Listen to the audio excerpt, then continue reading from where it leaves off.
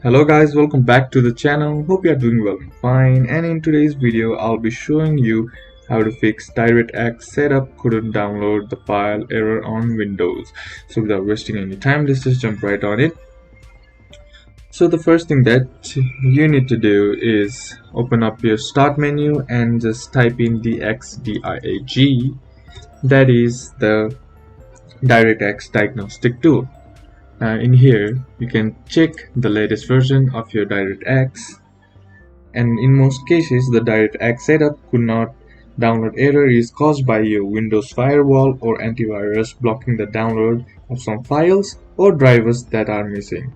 Now, exit this. Now, go to your search and type in firewall and network protection and hit enter. And now what you need to do is go to this option, allow an app through firewall. Just click it, and once you click it, you should be sent to this page right here, or this box right here. Now click on change settings. Now find the application such as Steam or anything which is causing DirectX error, and make sure to check both boxes of that application.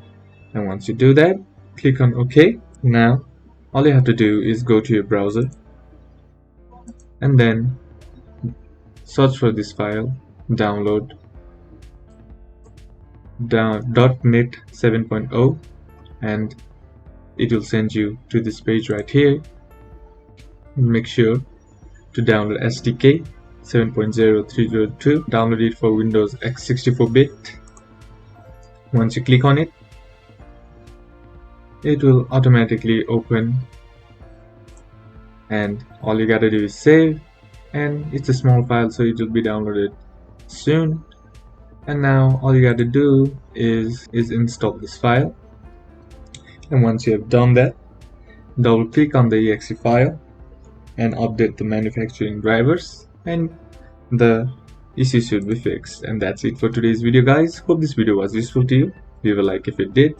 Comment down below what the next video should be on. Consider subscribing to the channel. Thank you for watching. Bye bye.